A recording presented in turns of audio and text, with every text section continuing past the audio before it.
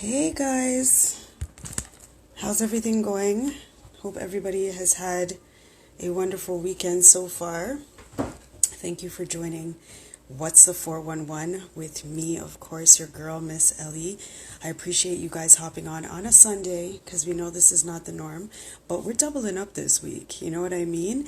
We are doubling up. We have a show tonight and we also have another show tomorrow. So we are super excited to hear from our guest today, Mr. Clairmont, who's going to be on the show in just a bit to let us know his 411, his personal journey, what his life experiences has brought him to this point and what he has planned for the future. So we're super excited about that. And I just want to know how excited you guys are about this month, June. Okay, we are already halfway deep in the month. Tomorrow's the 15th day of June.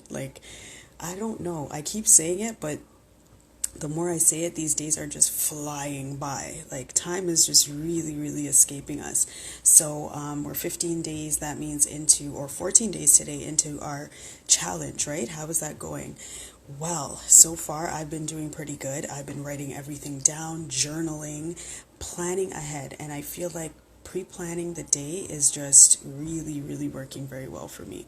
I've started even pre-planning with my kids. So you know that obviously our homeschooling is coming to an end, but my kids are really excited about, my kids are really excited about homeschooling on another level. So when September comes, I'm not sure what's going to be happening, but we're definitely looking forward to the end of this school year and to a new school year in September, whatever that looks like. So pre-planning ahead, we're still doing our work every single day. I have these guys on a pretty good schedule. And I also am excited to kind of figure out what else life has to offer this summer. I'm very excited.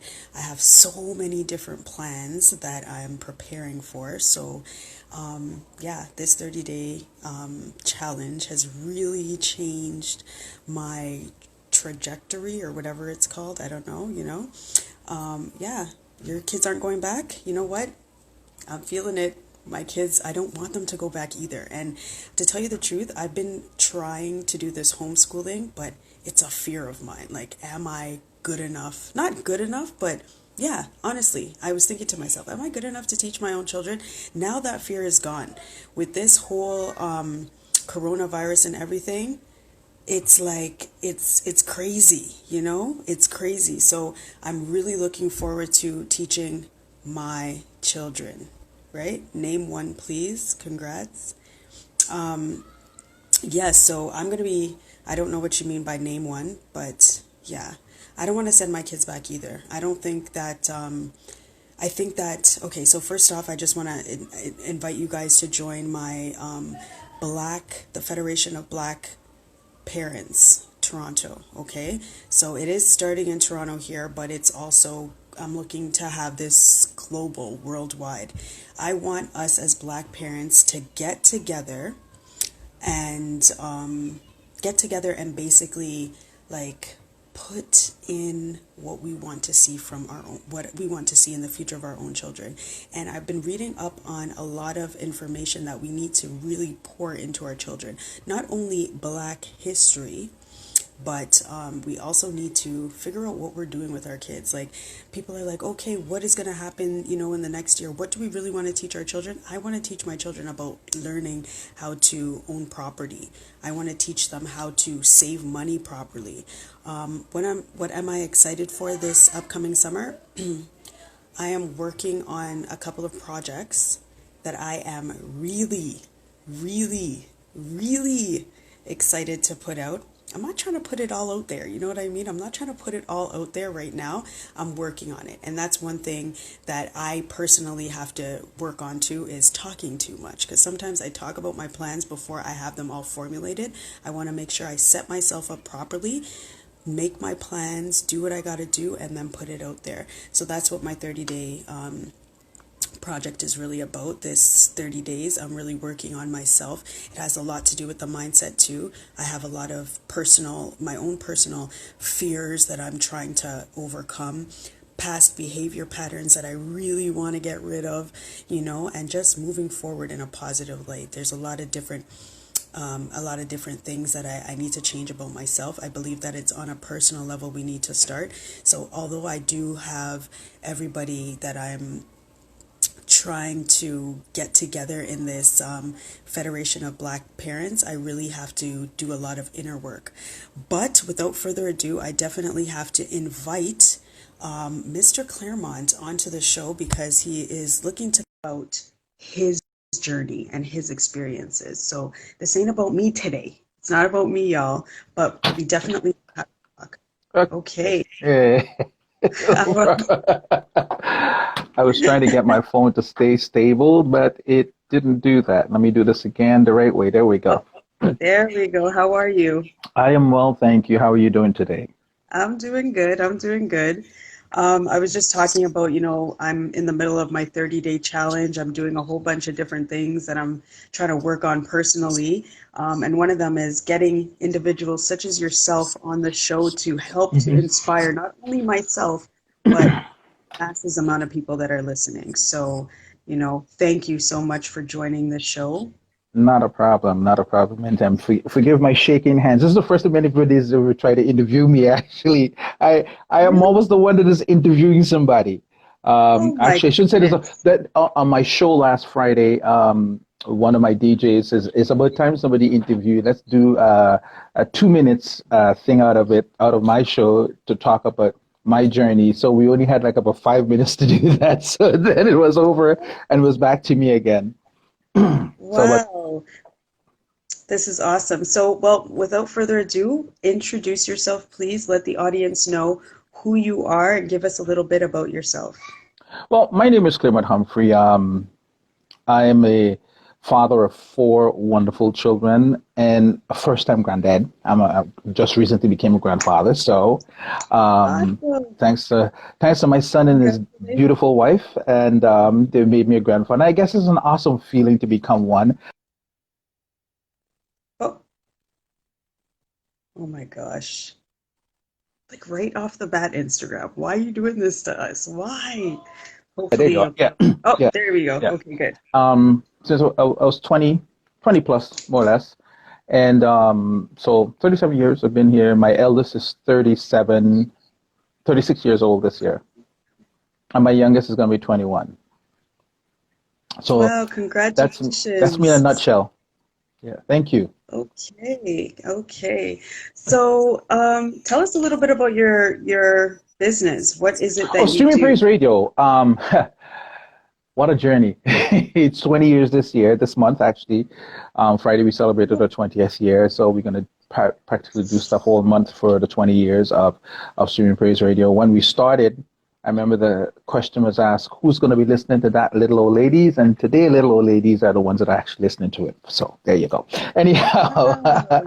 it started off as a secondchancepro.com. Um, and the name Second Chance means Second Chance Productions. I sing gospel music, and at the time I had someone who was working with me as a in a managerial role in how I do things and what I do. Um, and one of the things that she said to me was, what would you want to call your ministry? And I said, I hate naming things after oneself. It is not my ministry. It's just where God has called me into. So therefore, it's God's ministry. So if I were to say anything about it, it would be something different. So I remember um, looking across, it was a really bad snowstorm. And there was a woman pushing a stroller in the midst of the snow. The sidewalks was just thick, and she's struggling to push the stroller. And I was passing, and my associate was with me, and I said, I wish I had a lot of money. There was a taxi passing her at the same time. I said, well, tell that taxi to stop, pick her up, take her wherever she's going, buy whatever she needs, and take her home straight. Because everybody needs a second chance. And she looked at me, she said, that's it, second chance. That's how it's birthed. Oh, So okay. I put it on hold for a while. Mm, And in 1997, my life went upside down. That's when my first marriage fell apart. I was not a very good person at that time. When I say not a very good person, in the sense that I made some bad choices, some bad decisions, made some wrong moves, causing me to pretty much destroy my marriage. But what, in the midst of all of that, I try my best not to destroy my children's lives. I had 3 children from my first marriage. So I try my best to maintain that. It was the hardest part of my life. I didn't know how I was going to make it out, but my concern was more than anything else with my children. At the time, they were just about 15, 10, and 2, around that age. And as I was just about around 1999 is when the Lord birthed into me, you need to start something pertaining to allowing independent gospel music to be played. And in doing so, I'm thinking, but I know nothing about computers. I don't even know how to go online, much less start an internet radio station. And I finally got help in starting the station. So from 2000, officially we started an internet radio station, started with podcasting. And I think 3 years later, we went live. Very expensive back in the day. What are you talking about? Spending $400 a month to keep a live stream going? That was the truth. But I had some good friends at the time. And God is so good that the friends that he sent at the time to support me to pay that bill, when times change and the price reduced because I found different people, those friends happened to drop off at the same time. That couldn't afford to send the donations in anymore. And I find that God is a timely God, that he worked at the time of when he knew that the money was going to dip, that he would send people along that time. So that's how Streaming Praise Radio actually started. It changed from Second Chance Pro Production to Gem Radio 2CP, and then we had another name in between there, and I don't remember what that name was, and then we went to Streaming Praise Radio, and that's where we stayed. Okay. Wow. So I guess just what had led you to really start this was maybe the divorce. The divorce, yes, but more, I wasn't completely divorced when I started that. I was still technically married, but being by yourself, and my children were constantly with me because we shared the children. I was saying to myself, I messed up big time. I'm about to say something that if there are any Christian people listening now, they're going to say, oh my God, I can't believe you actually said that. Christian people are the worst. Christian people are the worst. Now, I'm saying that with inverted commas, okay? Not all Christian folks are that bad. But those that call themselves Christians, I've had pastors who told me not to call their number again. And I'm thinking, where does it say, be thy brother's helper? Or when the Bible says, if you who are strong support the one that is weak, where were those people? A pastor is like an under shepherd. He is the protector of the sheep. So if a sheep fails or hurts or is lost, you're supposed to go out and look for him and bring him back with love and care. But these guys were downright, don't call my number again. One pastor said, I heard you did XYZ. I said, that's what you heard? He said, yeah. He says, kindly lose my number. Fair enough. I learned out of that. I was then saying to myself, is there such a thing as God giving me a second chance? And that's when I started the radio station, thinking he's a God of second chances. There's a pastor that came from the States, Pastor Deborah Charles, who came, met her for the very first time, and I think she heard something that I was singing, and she said, it is time for you to get up. Time for you to get up. and come out of that prison you're in and start to walk again. That part, that was nerve-wracking. There was another pastor, Pastor Burke, a tall, 6'9" white guy, who my son says that's the first time they've ever seen anybody taller than me, because of course I was taller than them, and everybody that was around me was either my height or a little bit shorter. He was the tallest person that they have ever seen at the time. Now both my sons are taller than me, so I guess that's out the window now. So, and he said to me, how long has this situation been? I told him it was over a year. And he says, I'm quite sure you made some kind of reconnection with God. I said, I absolutely did. He says, then what is hindering you from serving God in church again? And I said, who wants me? He says, I do. So I started to play for him again. And that was short-lived, because he soon left and was going to another church, I think in Vancouver, something like that. So the new pastor that came in had different plans, and I was out of there. So that was that part of the journey, that little between 1997 all the way up to, and in that period of time, to my mother died. My mother died in 1997. The same year my third child was born, my son, Clairmont II. And so it was a lot of stuff happening. It was happening so fast.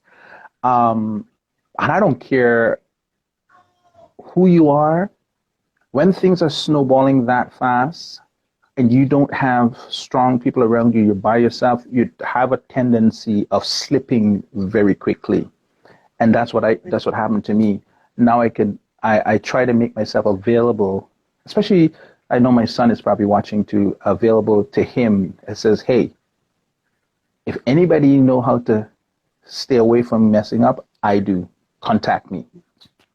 Just in case you find yourself in that situation. Call Dad instantly. Dad, this is my situation. Let's talk. So that was the thing with him and I. And there's other young men that I've spoken to at the same time too. Wow.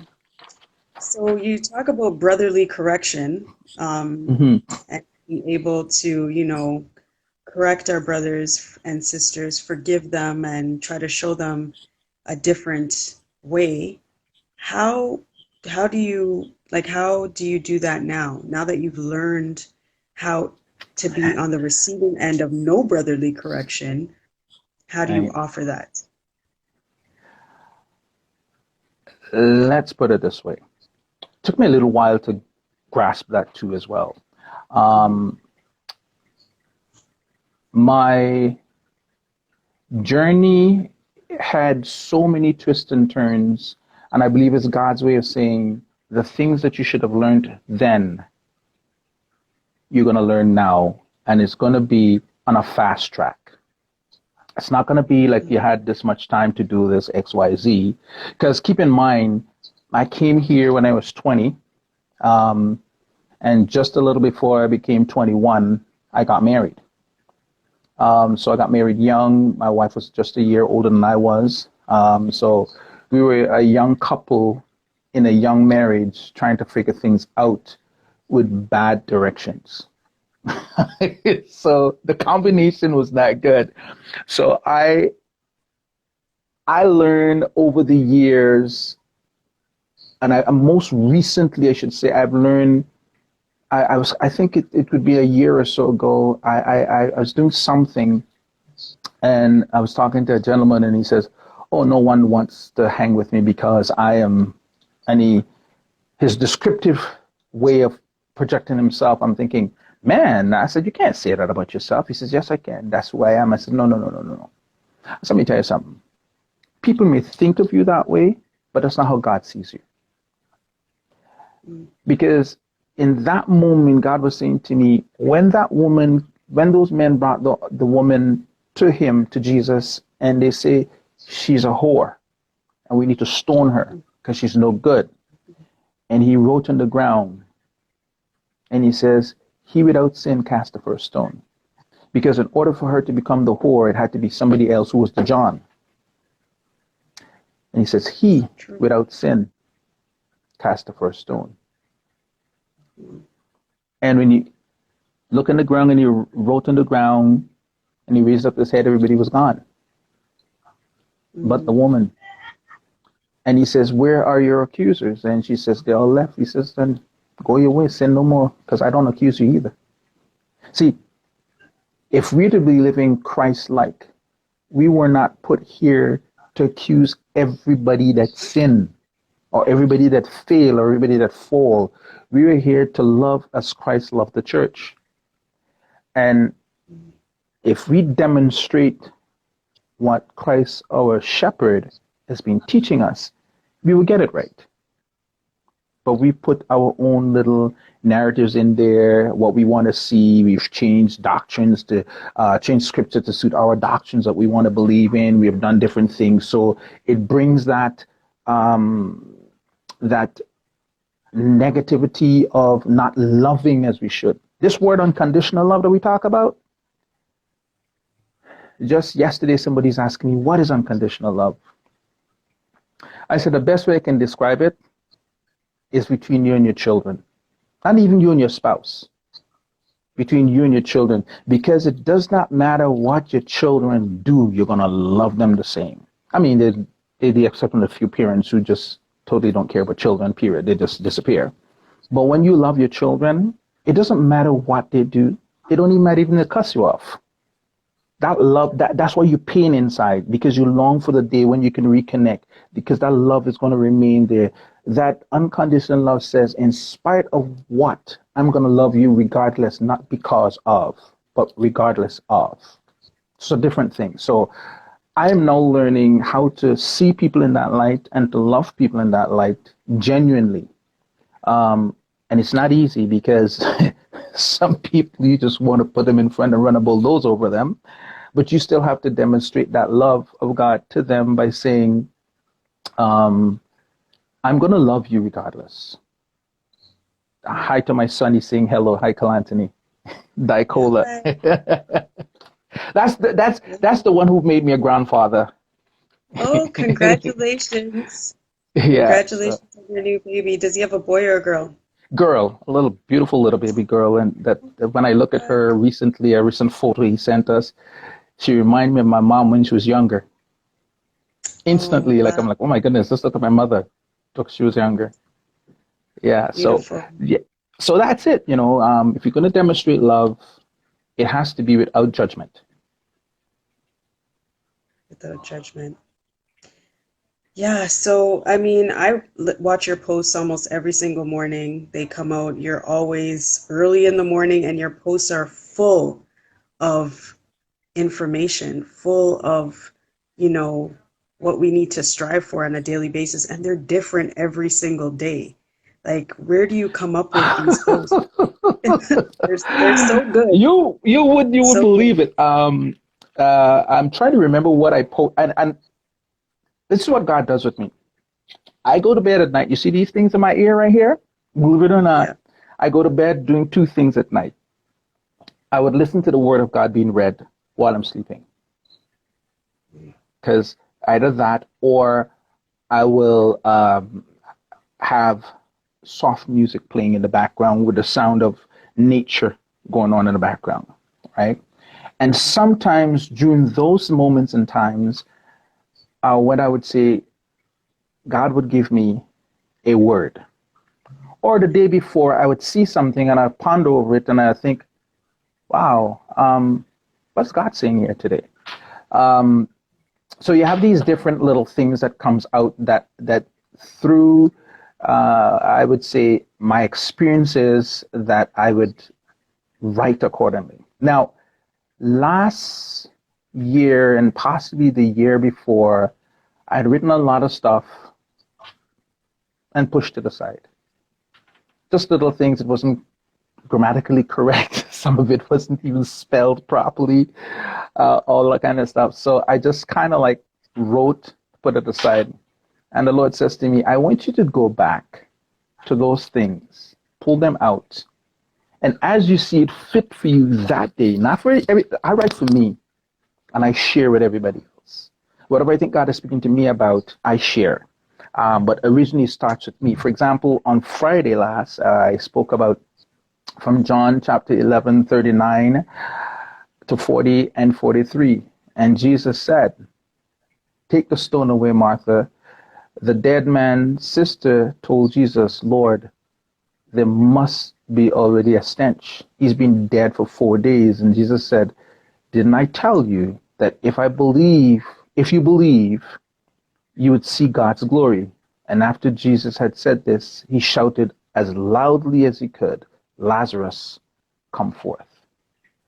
And sometimes we have dead things in our lives that we think will never ever live again. And that derived from my singing last Sunday, where my sons helped to put this together for me. Because I pretty much says, that's it for me in singing. I'll do what I do in church. But the Lord allowed me to open my mouth and speak it to my pastor. First of all, I told him what I'm thinking of. He says, "Then what are you waiting on?"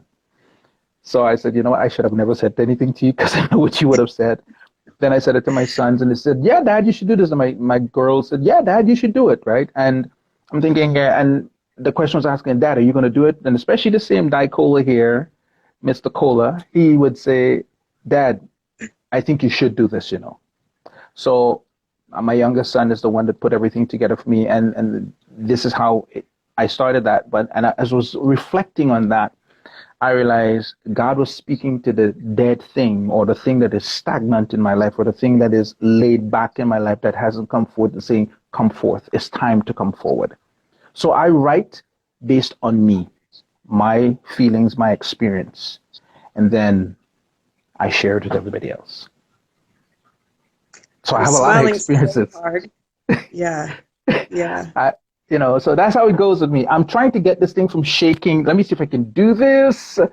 Because as I speak, I am very handsy, you know what I'm saying? My hands move a lot. And I hope I can Okay, I was set it actually up. smiling so hard because the night before, usually I Mm-hmm. read a bit before, and I was reading that exact chapter. And then when I Okay. wake up, I There it do my was. thing, and then I get onto Instagram and I do my post, which I also do that. I Yes, write I saw it. from Yeah. where I am, Mm-hmm. and then I try to share it with other people, and then I seen your post and I was Mm-hmm. like, wow, I just read that last night and now Right. you're posting about it. Mhm. So it's so important for us to remember these things too. Like, you're always putting out the posts. Like you said, God is a timely God, but he's definitely using you to put these posts out to inspire other people at the right time. Like, I'll be very honest with you. When I started doing this, of course, to do my show, it was meant to invite people to listen to. I share what God shared with me, and it was meant to invite people to listen to my show. But with the other way around, where more people were more interested in what I had to say for that day. And I remember for about a week and a half, I didn't do anything. And someone called me and says, "Have you stopped?" I said, "Stop what?" Sending out your posts. I haven't stopped the radio program, but I don't see your post no more. I'm like, "Do you get it?" She said, "Every morning I look for it and I haven't seen it for a week. What's going on?" And I'm like, "Oh." So I was like, "All right." So I said, "God, this wasn't meant to be this way." He said, "I never told you to stop." I'm like, "Okay." So I'm going to continue. And then I had this African brother from Kenya text me and says, "Thank you for the post." I says, "How do you get it?" And he told me that I was connected to some other group, and I just shared it with them. And the brother says, um, uh, I keep sharing. So I keep sharing. And as I keep sharing, he he got it from there. So he texts me personally and says, "I then take your stuff and share 200 and out of 250 other people that he has on his own thing that he shared with." I'm like, "Really?" So I personally do not know how far this goes or where it goes to. I don't know. Yeah. And I'm glad that I Well, you're don't pay attention to definitely, that. yeah, yeah. Because you're doing it for yourself, so you're Hmm. doing it for the love, not the likes, right?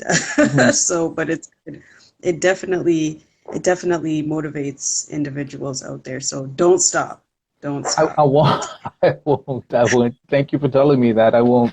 Now that applies a little bit more pressure, but no problem. I won't stop. So you do your show. What is your show about in the Praise Life morning? Morning Show is about if you those are getting ready for work or now that everybody's quarantined, who gets up in the morning and lock into me, is to encourage people, regardless of whatever circumstances you're going through, wherever spot you're at that moment, whatever your place is at that moment. Always remember to give God praise. So it's a Praise Life Morning Show. It's how you start your morning. Interesting enough, I have a Filipino friend and a Filipino listener, I should say, and a listener from, I think it's Japan, and also I haven't seen the Japan one recently, but Germany, and the time difference is a little different, but especially the Filipino one, she's encouraged a couple others to lock in as well, and she says what you do at nighttime for me, because they're 12 hours ahead, it Mm. spills over into my morning. I'm like, oh. So she locks in Monday to Friday, and she normally says, I hate Fridays. I says, why? She says, because then I have to wait until Monday again before I get my fix. I'm like, okay, what can you do? So it's Right. about Praise Life Morning Show. So that's how we do what we do. And there's different other shows as well. And my show was on Sundays only. Mm. And after losing my job in 2017, I felt the Lord was calling me to do a Monday to Friday show. And I thought, I don't really want to do that. I have to go out and find a job pretty soon. I really don't want to do that. I have to get to my bed every morning so early. I don't want to do that. And somebody came into our environment, I should say, the station's environment, and says, as the CEO and as the leader of this whole organization, you should set a precedent and you should be doing a morning show. I'm like, really? Like, okay, God, you didn't have to send it so loud to me, but okay, I hear you. So I started it, and this started officially October 16th, 2017, the morning show. Okay. Okay, so 3 years ago or 3 years so. ago. Prior to that was just Sunday mornings. Well, you were just talking about, it was pressed upon you. The Lord told you to, do the morning show. Sometimes we don't want to listen to his soft words, like, Mm, mm, and he has to, then use other people around us to tell us what needs to be absolutely. done. Um, but what kind of advice would you give to people who are hearing what he has to say, but are kind of stuck in that position too, like, I don't really want to, you know, not right now, maybe this is not the time, or doubting themselves. I always refer to moments like those as a seed being planted. You've given the seed. You have two choices. You can throw it away or you can plant it. So your first choice is, what do I do with the seed? Mm. Now, you just don't throw it on the ground and says that you're planting it. You have to plant it. Depending on what kind of seed you have, depends on the depth that you put it down into. If it's a vine, you probably put it about 6 inches deep. If you know it's going to be let's say a mango tree, for example, it has to go deeper. Putting that seed deep into the soil means that there's a lot of growth that has to take place through dirt to get to the surface. Okay? By the time that seed has become a sapling to the surface, it now has a new challenge. And that challenge is now having to now face the environment that is now coming to, like a baby being born. It was safe in the mother's womb. Now it's born. Now it has environment to face, and there's new challenges to face. And sometimes when God has called you or given you a seed to plant, you got a choice. You can either throw it away, just throw it in the ground and says whatever happens, happens, or you could decide to plant it. Planting it is what most of us don't do because we don't see the growth. We don't see what is to come in the future. We don't see the fruit, so to speak. Right. I remember one pastor said, when you look at the seed, what do you see? Do you just see a tree or do you see a forest? It's all depending on your perception. So when you have that seed within you that says, this is what you need to do it now, right? Are you going to sit with the seed in your hand? Or are you going to plant the seed? And if you plant the seed, how deep are you going to plant that seed so that it has a foundation in terms of how far the roots go to be able that when that tree grows, the taller the tree, the deeper the roots. Like an oak tree, for example, has a root that goes straight down, very far down, and then it spreads. What do you call it? A mustard seed. I think I spoke about that once too. A mustard seed, very tenacious little guy, will crack through anything because it's determined to live. It's determined to grow, so it'll crack through anything. So what seed do you have in your hand that you feel is important today and is also maybe your calling and what your purpose is on this earth? So nothing is insignificant. Nothing is like, it's just a little thing. Everything has its place. Every follicle of hair in my head is important. Every nose hair in my nose is important, right? My nails are important. You know, I may bite them sometimes, I cut them off sometimes, but every single part of your body is a piece of skin. You peel it off, it will hurt. It's important. So do not look at what your little insignificant thing may be as saying, it's just a little insignificant. It's vital, it's important. Somebody needs it somewhere. And God didn't give it to you just to put it aside or to just throw it away. He gave it to you to plant, be the farmer, or what's the word, the husbandman, to make sure that that seed grows. When you reach to the sapling stage, to make sure that you protect it from the elements so that it can become the strong tree that it's supposed to be. Either it may be one that provides food, one that provides shelter, or one that's just there for its beauty. And maybe you might just be a rose bush to create a nice fragrance in the area that is needed, or something to look upon and go, I needed to see this today. It is not insignificant. Plant the seed. There we go. Plant that seed. Oh my gosh, 100%. That's very important. So, I mean, in every single one of your posts, you're talking about God. You talk about your faith. Like, I know it may sound like a crazy question, but how important is your faith to you? When someone says, I am not religious, I understand. When somebody says, I don't believe in faith stuff or believe that kind of stuff or the God stuff, I understand. But each and every one of us, our inner being cries for believing in something. Our inner being cries for being connected to something. Whether, I know some people who connected to sports, that's their life. Sports is their energy. Sports is the thing that keeps them going.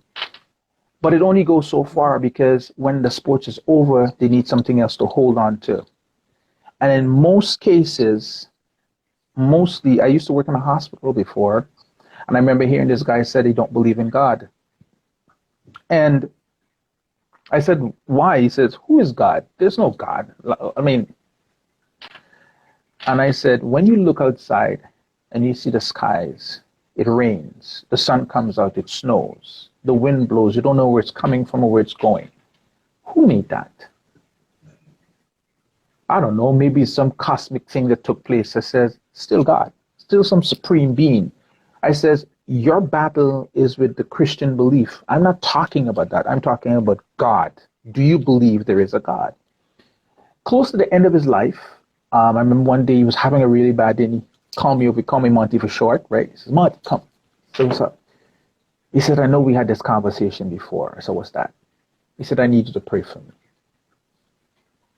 You want me to pray for you? He said, you got more faith than I do.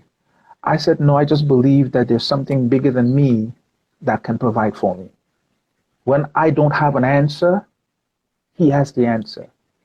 When I've reached in, over my life, I've reached into places where I had no answer. My son, same when Dicole had asked me a question once when he was younger, I didn't have an answer. I said, I will ask God, and when I get the answer, I'll tell you. I think it took me about a year and a half before I actually responded to him. I really didn't have an answer. And one day out of the blue, I just popped into me and I knew it had to be God. And I said, remember that question he asked me? And so I don't even remember what it is now. And I told him. But my faith is based on the fact that I know when I get up in the morning, it wasn't the alarm clock that waked me. It wasn't the noise that awakened me. It wasn't the fact that I knew I had to get up. I just get up. It was God who says, it's time. Get up. Mm. So I don't do this by myself. And the more I strengthen my faith in believing that there is a God above who takes care of everything, whether we want to call it Buddha or whatever the case may be, God Almighty is the one, the creator of the universe is the one. He's the one who's keeping us together. So I trust that over the last 57 years of my life. That's all I hold on to. That's what carried me through my darkest moments, my trying moments, my moments of loneliness, my moments of, can I make it? Where am I going? You're out of a job. I don't have any money. Just recently, the new job that I'm in, position changed, and this guy said, what are you going to do? You know, because I would be upset. I says, no, God promised to provide, and he will. And he did. And they're like, wow, okay. That's where my faith comes from. Tried and tested. Tried and tested. But true. Mm-hmm. But true. Very true. Very true. Very true. Very true. Yeah. So on an everyday basis now, I mean, why do you continue to do this? Why do you continue to run this radio station? Oh gosh. I have some folks that work with me, voluntary, of course. And especially one particular lady, Jay, I said to her one time, I'm done. I had enough. Can't do this no more. I don't want to do it no more. That's it. And she looked at me and she says, oh yeah, okay. I said, I'm serious. She said, yeah. Then I came out the next day to her and I said, had a conversation with God last night. Boy, it wasn't too good at all. He says, did you start that? No, you can't end it. So I realized that this radio station, in as much as I put a lot of effort and passion and my heart and soul, everything that I do here, God has taught me. From building the station step by step, whatever I did. And I remember one night, everything crashed. Couldn't get a computer running, couldn't get anything running, and I sat here. I was at the other place, and I sat there and I said, God, this is your stuff. You don't get it working, no skin off of my teeth. I don't care. It's your business. I says, but what you can do is teach me how to fix it, and I'll fix it. And I says, it happened to break down at 10 o'clock at night, and people can start locking it at 6, 7, 8, 9 in the morning. So it's up to you. So I just walked away from it. I just left it. I said, whatever. I unplugged everything and walked away. Went to my bed, and about around 1:30 in the morning, I was awakened with all these wild thoughts. Do this, do that. I'm thinking, where are these thoughts coming from? Because that don't make sense to me. But I said, you know what? Let me get up and do it. So I got up and I started changing things around, reconfigured the computer that I didn't know what I was doing. It says, do this step, and I started doing through up, and everything started going boop, boop, boop, boop, boop, boop, boop, and back on again. Like, wow. At 1:30 in the morning, you wake me up and tell me this. Can you tell me this before I go to bed? So, but he had to take me through that. So I recognize this station is not mine, even though it was started by me. And I was talking to the guys yesterday. I said, when I'm dead and gone, streaming praise radio must supersede me. Because streaming praise radio is not Clairmont Humphries. This is God's stuff. Whenever he decides to stop it, that's his business. I hands off. I can't stop this anymore. I can't say it's no longer mine. This is God's stuff now. So let him do what has to be done. I may not have 50,000 listeners per day or per year, per month, or even per year, so to speak. But the listeners that listen are blessed and they share. That's the important factor. Jesus Christ had 12 disciples, and his inner core was three. They said in total he had 87 disciples, but the closest ones, 12, and the inner core was three. And sometimes we think the bigger the numbers is the more impact we have. Not so. A small bullet has more of an impact than a big ball. A small bullet can penetrate through the wall and do more damage than a big ball hitting the wall and probably just do a dent. So your smallness has more of an impact than a large thing. So never despise small beginnings. Very true. True. So what other types of shows do you have on your Well, radio we shows? have my show is Monday to Friday from 6 to 10 a.m. We have a show that is called the Jimmy Lala Gospel Show Monday, Wednesday, Friday, and Saturday. That's from 7 to 8 in the evenings. We also have a show that is taken from the States. You probably heard of her, Cheryl Underwood. They have a show on Tuesdays. And also it's replayed on Sundays, but it comes over on Tuesdays from 7 to 9. On Thursdays, we have Joyful Noise, which is with Brother Benji. He's been the longest with me. When he came when no one else wanted to join me. And so his birthday and Streaming Praise Radio birthday is kind of like the same time. So he does the Joyful Noise, and he comes back on Sundays and he does this thing called Radical Rhythms with the newest host, which is Princess Player. So they host a Sunday evening show. On Thursdays from 9 to 9:30 is what we call My Divine Appointment with Reverend Denise Gillard. And on Friday evenings from 8 to 10 is the Safe Zone with DJ Analyst, who's now going to be managing everything for the station. He's going to take over from me. And on Saturdays, his son does a 12-year-old from 1 to 1:30, does a very impactful show talking from a youth perspective. He's soon going to be a teen, I think, but it's a very powerful show to hear him speak. So pretty much that's our shows, apart from what we have, the pastors that we have during the day from 10 all the way up to 12 o'clock.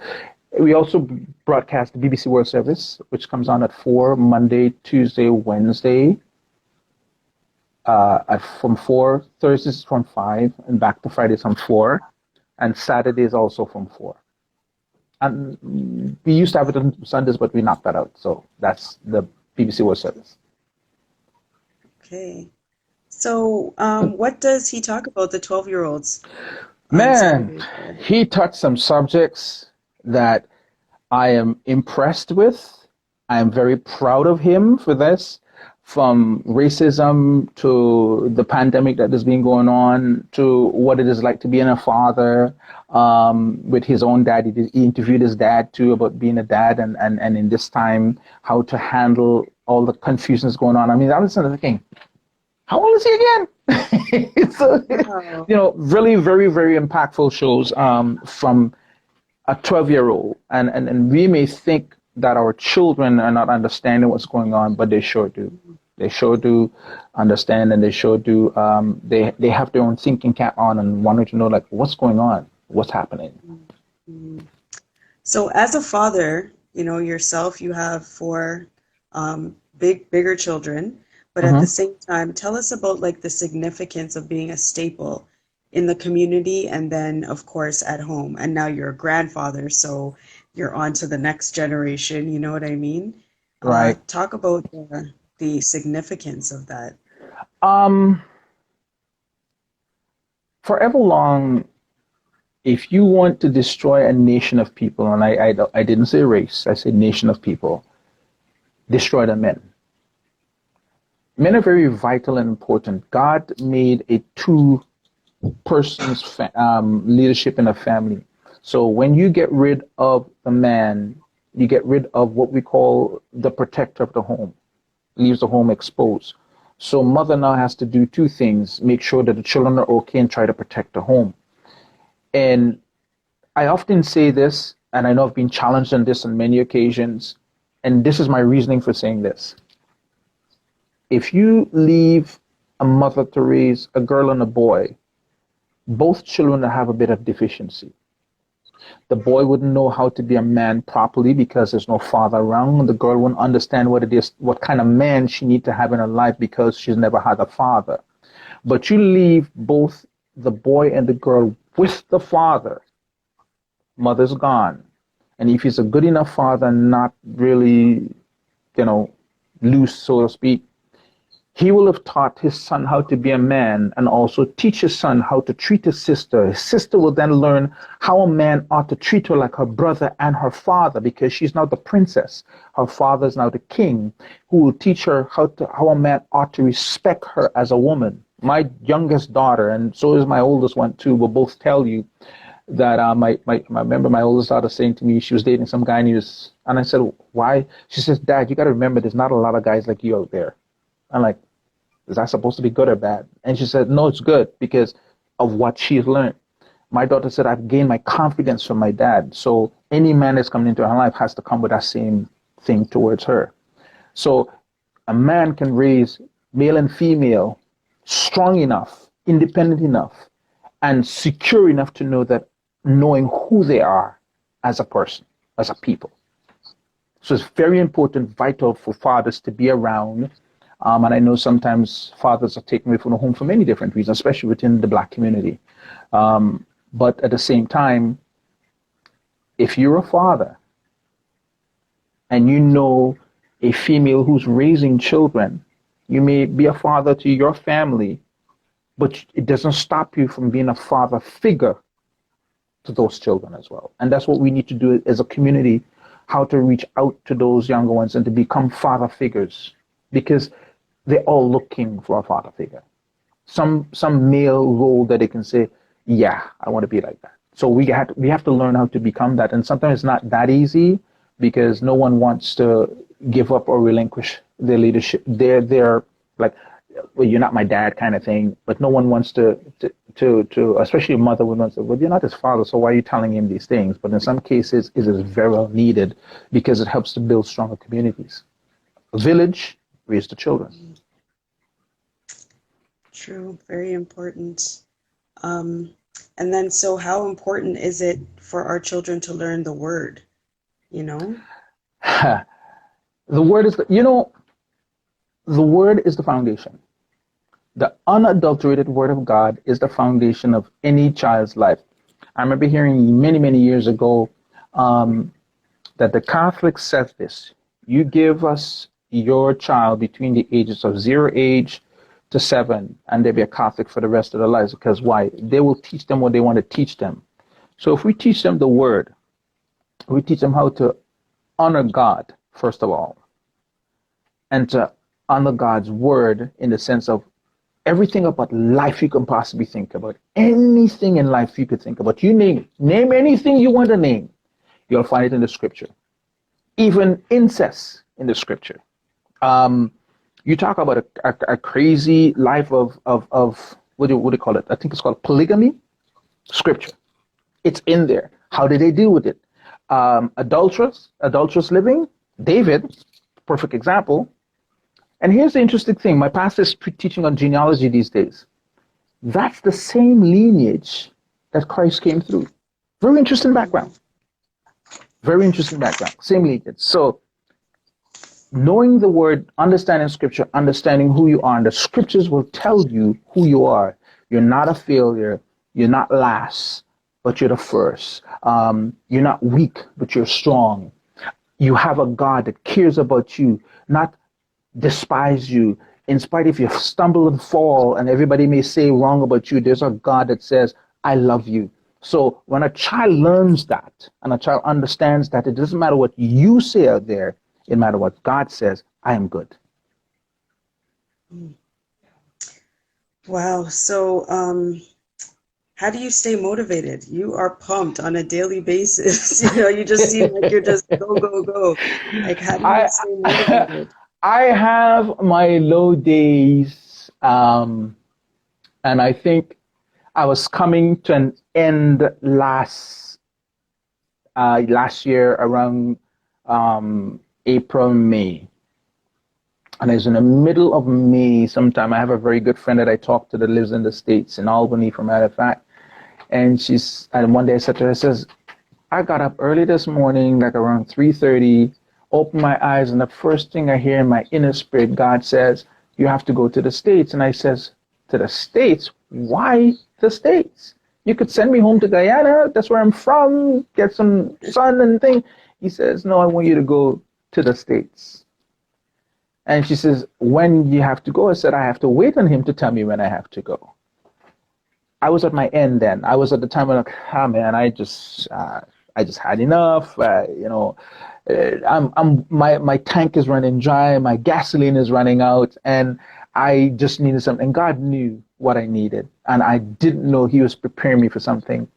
So a week went by, and she says to me, "Any word yet?" I said, "Any word what? When you're going?" I says, "No." I said, "But she told me something that I've never done before, and I don't know if I can do it." And she said, "What's that?"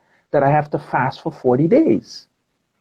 She says, "What kind of fast?" I says, "Liquid fast. Just liquids all day, water, juice, whatever, no eating." And she went, that's huge. I said, "Yes, it is huge." In the midst of that, he told me when I had to go to the States. And I'm thinking, why am I going? So I call my sister friend in the States, Dr. Charles, and I says, I have to come to the States. She says, all right, I got you. I said, okay. I said, no questions? She says, no questions. If God spoke to you, I have no questions. Just do what you got to do. So I went. I went for one thing that God wanted to tell me. He told me years ago to be blameless. You will be accused. People will say things about you. Don't try to defend yourself. Be blameless. Say nothing. Let it go. So he sent me to the States to learn how to be peaceful. I went to the States, had a conversation with my brother-in-law, wee hours in the morning, and he started to talk about peace and started to share with me. I'm like, this is what I came here for. In the midst of all of this, God's grace and peace be with you. That's why at the end of my statement it says, grace and peace to you. That's what I learned. That's what I understand. It's God's grace and His peace that keeps me motivated and going. Regardless of whatever, it's God's grace. And if I believe that there's God's grace, there will be peace. That's how I stay motivated. No matter what my situation is, no matter how angry I may get at something, no matter how frustrated I get at anything, God, I need your grace. And He supplies it. And from the grace comes peace. And I said, okay, I got it. And I move on. That's what keeps me motivated. How challenging is that at times? Very. Very, very challenging. I remember, I think it was about November of last year. And again, January this year, something transpired. And I got really riled up. I'm going to tell you the truth. The human side of me kicked in. And I was talking to a friend of mine, actually the same friend in the States, and I was saying, this is what I'm going to do. This is what I'm going to say. This I'm going to deal with this, and how this. And she says, you know, when you start like that, God always shuts it down. She says, you've told me this many times, and God shut it down. I said, I want to see how He's going to shut this one down. I said, because it's right in my face. I have to fix this. Well, He did. Because I was ready for the challenge. And I came to my destination of where I know everything is going to, and the people came in, hey, how you doing? I said, I'm fine. What's going on? Oh, nothing, we fixed it. So what? We fixed it. So all this stuff I was planning to do, God said, man, I got this long time washed out. And I was getting, and then He reminded me again, be anxious for nothing, but everything with prayer and supplication with thanksgiving. Let your requests be made known unto Him. And He got this. And I'm thinking, man, I just spent 3 hours stressing, sending my blood pressure up, feeling all weird on the inside, to come into, oh, it's okay. It's all right. Everything is over. So, no, it was a mistake. Sorry about that. I was so mad at myself. So much. You know, God says grace and peace. Be anxious for nothing. What was wrong with you? I just have to stop you. We're about to we have like